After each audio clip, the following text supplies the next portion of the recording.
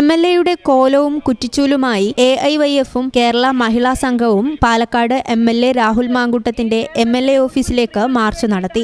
രാഹുൽ മാങ്കൂട്ടത്തിനെ കുറ്റിച്ചൂലുകൊണ്ട് അടിച്ച് പുറത്താക്കുമെന്ന മാർച്ച് ഉദ്ഘാടനം ചെയ്ത് CPI ജില്ലാ സെക്രട്ടറി സുമലത മോഹൻദാസ് പറഞ്ഞു. സ്ത്രീ വിഷയത്തിൽ ആരോപണ വിധേയനായ MLA രാജിവെക്കണമെന്നാവശ്യപ്പെട്ടാണ് മഹിളാ സംഘം, AIYF എന്നിവർ MLA ഓഫീസിലേക്ക് മാർച്ച് നടത്തിയത്. സ്ത്രീ സമൂഹത്തോടും വോട്ടർമാരോടും രാഹുൽ മാപ്പ് പറയണം. ജനപ്രതിനിധിയുടെ സത്യപ്രസ്താവനയിൽ രാഹുൽ വിശ്വസിക്കുന്നുണ്ടോ എന്ന് വ്യക്തമാക്കണം. വിവിധ കാര്യങ്ങൾ പറഞ്ഞ് ദിവസം നിരവധി തവണ മാധ്യമങ്ങൾക്ക് മുൻപിൽ വരുന്ന കോൺഗ്രസ് നേതാക്കൾ ഉൾവലിഞ്ഞു. ഷാഫി പറമ്പിലിന്റെ പ്രൊട്ടക്ടറാണ് രാഹുൽ. ആ നിലയ്ക്ക് ഷാഫിക്ക് മറുപടി പറയാൻ ബാധ്യതയുണ്ട്.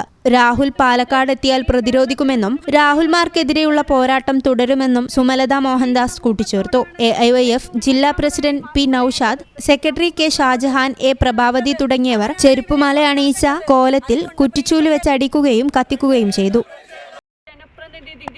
എങ്ങനെ ആയിരിക്കണം എന്നുള്ളത് നമ്മുടെ ഭരണഘടന, ഞങ്ങളൊക്കെ ജനപ്രതിനിധികളാണ്. ആ ഭരണഘടനയിൽ പറയുന്നത് ജനാധിപത്യ വിശ്വാസം അത് മുറുകെ പിടിച്ചുകൊണ്ട് ഈ ജനങ്ങളുടെ സംരക്ഷണം ഏറ്റെടുത്തുകൊണ്ടാണ് ഞങ്ങൾ ആ പ്രതിജ്ഞ ചെല്ലുന്നത്.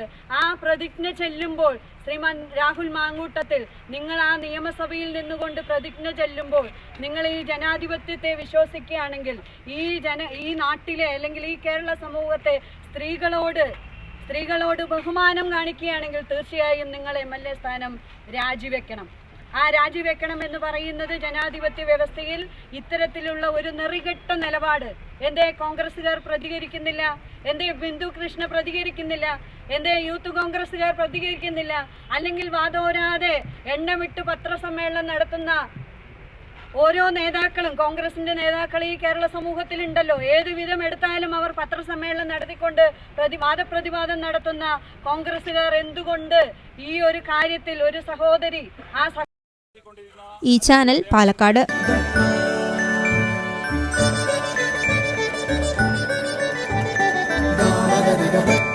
See